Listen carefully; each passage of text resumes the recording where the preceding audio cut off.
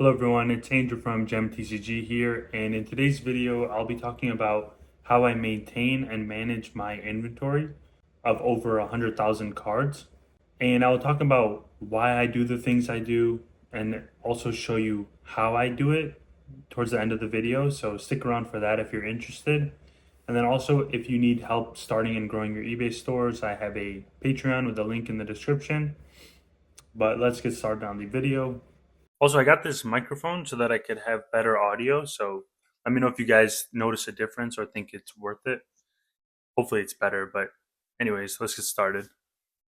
So, to start things off, something I do that is kind of like a debate with many other sellers is whether to do a single card per listing or to have one listing with multiple quantities. And at first, I started doing like just one listing for one card. And then if I get, let's say there's a Pikachu jungle card, I'll do one listing for it. And then I get another copy, do another listing for it. And I've found that doing this is very complex because you need to keep track of the different copies. You can't just list multiple and then keep them all together. You have to separate them by using like a SKU or putting a sticker on the card or on the sleeve for the card, stuff like that. So it was very complicated. So I tried, or I like later moved away from that to the next thing, which is multiple quantity listings. And what this is let's say that Pikachu example, I'll make the listing if I get a card, and then let's say I get another card in the future. Instead of making a separate listing for it, I will just update the quantity on that existing listing. And this helps for many reasons because one, I could just specify on the listing the condition. So let's say I get a near mint one. The listing will say near mint. If I get another near mint card, I will update the quantity. If I get a light played card, I will make a new listing. So keep it separate like that, but doing multiple listings for the same exact card, it might be beneficial to some buyers because some buyers are pretty picky on what they're buying and they want to know exactly what card they're going to get. But for the most part, most people don't mind too much. And as long as you have good feedback, you will still get the sales. Because the reason why I made the switch, on top of like it's just being a more efficient method, is that I saw this one sports card seller with like millions of cards sold, or probably hundreds of thousands. I don't know about millions, but they don't even use real pictures. They just use a stock photo, and people still buy from them because their trust is so high in the community. And people know that if they say this card is in mint condition, it'll be sold at mint condition, and they won't be receiving something with any wear or play or anything on it. So that made me realize like if I could establish trust with people and get good feedback, then I don't have to make brand new listings and show us like 10 pictures per card. And it's just an overall better process. And this is especially helpful with my variation listings because there's like a lot of them have 10 plus quantities on each one, on each variation. And if I were to have to do a new variation for each card, that would be way too like bloated and make my store kind of look weird and not efficient for the buyer. So then they'd have to look through like way too many listings. So that's another benefit. It makes it a lot easier for the buyers to find what they're looking for. They don't have to, you know, search through dozens of listings to see the same card multiple times. And they could just see, okay, there's this Pikachu card. Let me buy that one.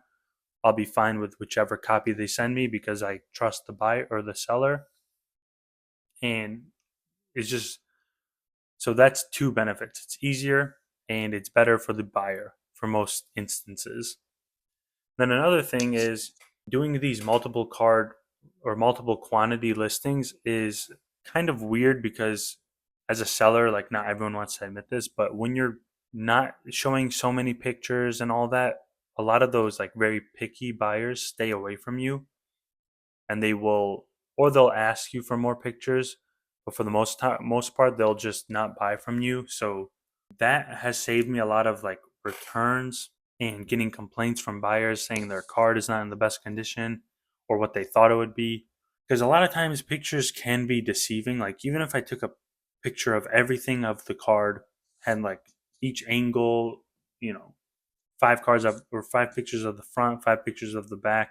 There's still things that you would notice in person that would be hard to see in the picture.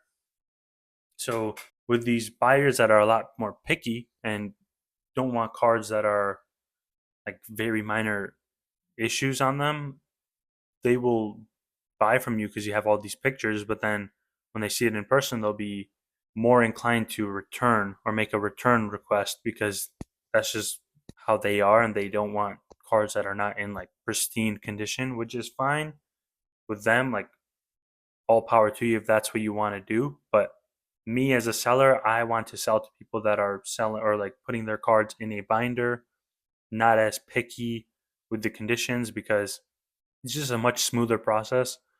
And I've enjoyed dealing with those customers a lot more because they're much easier to deal with or like work with. And then the next thing on how I manage my inventory is by keeping everything in order. So let's say I have listings with the entire 151 set. If I am updating that listing, I am going to have a whole stack of 151 cards and do it all together in alphabetical order.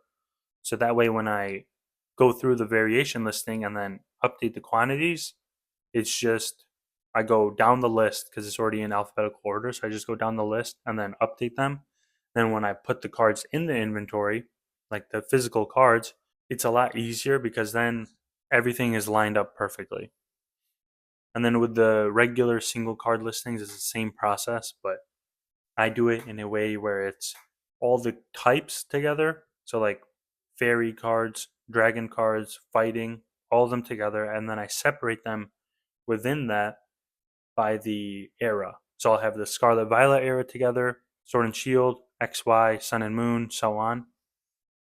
And this way it helps me organize it into multiple filters. So let's say a, you know, Manaphy Sword and Shield promo card sold. I know that's a water type, and then I know it's a Sword and Shield era, so I know exactly where it goes. And then when I'm updating listings, I do the same process. I have them all organized in the same way. So that way, when I'm updating the listings, I just go through my store categories and update it through there because I have all of the Sword and Shield cards together, XY together, and so on. And then when I go to put the physical cards in the, you know, the storage boxes or the card boxes, they're already in that same alignment. So it's very easy to just put them in place. And I can show you guys what I mean towards the end of this video. I'll show you what my actual inventory looks like. And the next step before I go into showing you guys what the back end looks like is my kind of logic and process for when I update prices. So a lot of people ask me, do you ever go back to your listings and update the price? Let's say if a card goes down or it goes up, do you ever, look back and then update it? And typically, the only times I update my prices are when a card shoots up in price and I am aware of it beforehand, or when I'm updating my quantities and the quantity is zero, I will check the market price and then reflect and like update it based on that. Because a lot of times when a card gets to zero in stock, it could be something I sold a year ago, a month ago, 2 days ago. You never know. So you always have to make sure that you're updating the prices on those type of cards where the quantity hits zero. But if there's like three in stock, you don't really need to make sure that it's properly priced because you're most likely at or above market if that's the case.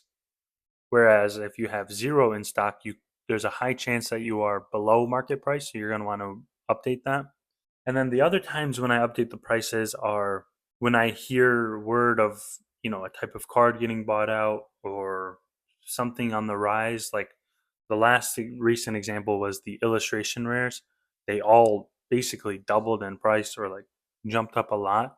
So when I heard that, I went to my illustration rare listings and then verified all of them with the market price and then updated accordingly. So let's say I had it because most of them I had for like, it was like a $3 card. I was listing it for $5, and then I look at the market price and it's like $10 now. So when that happens, you have to make sure to update it as quick as possible. You cannot wait because I've had many instances where they get bought out. Because if someone notices that and they notice that like one of your cards is underpriced in that area, they will assume that all of your cards are underpriced. So then they'll look through all of them and buy them all. Because what I've noticed is that eBay tends to update slower than TCG Player because TCG Player has that market price already shown, whereas eBay is more of what the seller wants to sell it at. Like one recent example was the Charizard EX Special Illustration Rare. I had three of them listed, and one night over the weekend, I saw this card sold for $100, $100, $100. So like three people in a row bought it within an hour. And then whenever I see that, I'm like, oh man, that sucks. I just lost out most likely because no one's just randomly buying three different cards or three of the same cards, three different people in the same hour. So when I saw that, I noticed that, like, or I knew that I lost out because that means I was underpriced. And then I went to verify and I found out that the market price was like 150. So I was selling it at $50 below market. And of course, I'm glad to get the sale because I had already marked it up 30%. But knowing that it went up another 50% definitely hurts. So you're gonna want to stay away from those situations and be active with your pricing. And then the other way of pricing is like people ask if I ever lower my prices. And what I've said all the time is like I'll never lower prices because the way I price them is based on what I paid for them. So if I'm buying something for $7 and I had it listed for, let's say, 12, and then it's not selling for a year, if I were to lower that price, sure, I might make the sale quicker, but then I am not making any profit on it. So I'd rather just hold off, let it sell eventually because it most likely will. Even if it's above market, it will still sell because people will want to buy from someone with a high feedback rating, or maybe there's not a lot of supply on the market. That's mainly my logic. And if I think of anything else throughout the video, I'll mention that. But let me show you guys how it looks on the back end when I go to update my listings, manage them, and maintain them. So yeah, let me show you guys. Okay, so first go to the seller dashboard, of course, and then what you want to do is go on your active listings. And the way that I do it is it takes a while to load, but the way that I do it is first I have a pre-made like tab with filters available. So the majority of my store is pick your card listings. So these variation ones that you can see right here. So I have a pre-made tab, pick your cards right here. And what that does is it filters it for all of the ones with variations. And this helps a lot because when I'm updating my variation listings, I do them all at once because I like this is why. So if I click edit, I select them all, I click edit, all 142, it loads them all at once. And then I could quickly go through and update the variations in a much quicker process because like I'll show you guys right now what I'm talking about. And if you were to just update one at a time, you don't need to do this way, but if you were to do, 10 different variation listings at once, you'll see why this is a big game changer. So all of them all of them load, and then you see this available quantity thing. Click on the number here, and then it shows all of the variations for that listing. So then you can just quickly update it. And then it's very quick to update. You just, four, let's say I added one, you click four. Or you wanted to add the price, change the price. And then you could also select a bunch at a time and then enter a price or enter a quantity. So, and then look, if you do that and then you click the save and close, it takes you right back to this. And you just do it again for another listing and so on. So it's a lot quicker and it's a lot better than if you were to go through them one by one. And then you could also update the pictures. For some listings, I don't put pictures. Like this one, I just put the ETB picture because it's too much work. I mean, I did do them for these because they're like a little bit different, but it's a lot of work, and if they sell, they sell. Like these are $2 cards that I'm buying for a few pennies, so I don't have the time to be putting in each picture because people don't really care either. Since it's such bulk cards, they know that the card is going to be near mint. And then that's how that works. It's very quick to update your listings this way. And then like I'll show you guys what it looks like if you're to do them one by one. So actually if you just go back here, you click edit, and then you have to go through the loading process again. And it's pretty slow loading each one individually. Like this is, I'm not cropping it so that you guys can see how long it takes. And then scroll down to here to the variations, another loading process. Again, pretty slow. And then you update them, you do the same thing. I'm not going to save anything, but that's about it. And then you revise it. And then you have to load back into that whole page, do it again, do it all over. So it's very slow. I just want to leave it at that. I don't want to take too much time with this. And then one thing I will make a new video about in the future is setting up store categories. And you do need the store subscription, which is $5 a month. And I'll show you why that's important right now. Because other than, here, I'll show you guys what it looks like on my actual store. I have these categories. So, like, let's say someone wants Japanese singles, they click there. Modern, pick your cards, which are like the Obsidian Flames type set. Like reverse hollows, pick your card. Vintage, pick your card. So it's just good to have everything separated. And then they could go through this. They see all the variations. And it just makes it a lot quicker for the buyer. And then the other thing is all of these categories, which are like, let's say Pokemon English singles, V singles, all the V cards. And then again, quicker for the buyer to make multiple card purchases. So it's just a lot better to have them. And then I'll show you guys why it's good for the maintenance part, which is, let's say I want to edit all of the V singles. I'll go to categories, store categories, English singles, V singles, and then you filter it. And then all of them load. So I have 282. So I could edit all 282. And then again, like I mentioned earlier, you could save a tab so you don't have to click all of these filters each time because it can be pretty time consuming.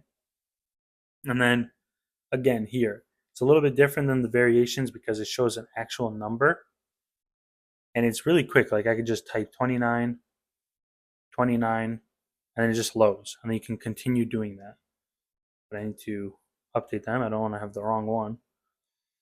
So that's one thing. And then you could also update the price in the same way. You could update, the duration if it's an auction, package details, shipping policy, category and condition are the most important ones. And then, yeah, that's about it for the single card listings. And let me show you an example of, let's say, a card hit 0. So, like, I got 0 in stock. Let me find an example. I'll sort by quantity here. But yeah, things on eBay take pretty long to load sometimes. So, you're going to want to have, things saved, like pre-made tabs saved so that you could update them quicker. You don't have to wait for all these like loading and button clicks. So a good example, actually, I don't know how good of an example these would be because I price things pretty high. But let's say this Galarian Moltres, 26 of them sold. I have 0 available. So I'll just go to TCG Player, and then I will type Galarian Moltres V, and I'll see what it's priced at. So right here it's $1.15. I'm selling it at $3. That's pretty fair. So I don't need to update it. If I were to get another one in stock, I would just keep the price as is. But then let's say, actually, a recent one was this Mew card. I think it's been going up in price. So if we look at Mew V, Darkness Ablaze, it's $268. I was selling it for $3. So if I noticed that when I was updating the inventory, I would put maybe $6. I would list it at, or 5, whatever you're comfortable with. So that's an important thing. But if I was to see this one, Hollow Rillaboom, I have one available, 0 sold quantity. If I were to get another one in stock and then update this listing, I would keep the price at $3 because one, there's already one in stock that hasn't sold, and then two, I have never sold one of this copy. So you just have to think about like the demand of it, how much it's selling, how much you have available, and then how hard is it to get. Because vintage cards, sure, like the market price may be $1 for a card, but it's very hard to get that card, especially in good condition. So you're going to want to like keep that in mind when it comes to your pricing. And that's pretty much it. I don't think there's anything else you guys need to see on the back end side of it. You could always test out with like offers and make some promos. Could also, something I recommend if you have a lot of time is doing these item specifics. Like if there's like below 5 recommended, you don't need to worry about it. But this one, 14 recommended. And you just, this helps you when people are searching for something. It'll help it show up a lot more. So like the card name wasn't filled out. So put that in. Gyarados. Age level doesn't matter. Card type doesn't really matter. You could select Pokemon. Finish, Hollow, Ultra Rare. So yeah, this isn't a necessity, but if you have time, definitely go through and do it. Or make it an effort to like when you're initially making the listings to do that. And then I will show you guys how my actual inventory looks right now. So as you can see here, I have all of the VMAX cards in alphabetical order. So like these are all the ones that start with E, start with G, and so on. And then you just have it for everything, like Scarlet Violet EX. You got the GX cards, all the gold rares and rainbow rares, base set 2, and then there's base set here, Fossil, Gym, Challenge, and Heroes, Jungle. So it's like going in alphabetical order, and then it goes into the first edition versions, then the Japanese versions, and then it goes into some of the more modern cards. A little bit complex when you like look at it at first, but it makes sense. And then like because these are all the variation listings is what I'm showing you guys. And then when you go to the single card listings, this is what I was talking about. So it's like, let me show you. I gotta put this mic down. I don't want it to be too loud. Okay, so let's see the fighting cards. First it goes Scarlet Violet, then it goes Sword and Shield, and then there's Sun and Moon, then XY, and then anything prior, so like Diamond and Pearl, and like before then. And it's the same for all of them, like Metal, Scarlet Violet, Sword and Shield, Sun and Moon, XY, same thing. So that's how I do it for the single cards. Variations are just alphabetical order is easier. And then if you just keep that process for everything, it becomes a lot easier to maintain all of your cards. Because you do different processes for every single listing, it can become pretty, overwhelming and mismanaged, and you could lose cards a lot or like misplace them. And it's also a lot easier to integrate the cards back into the inventory. But that's about it for this video. I hope you guys found it helpful and interesting. If you have any questions, please let me know and I will answer them in the next video or in my next Q&A video. But yeah, thank you all for the support and I hope you all have a great day.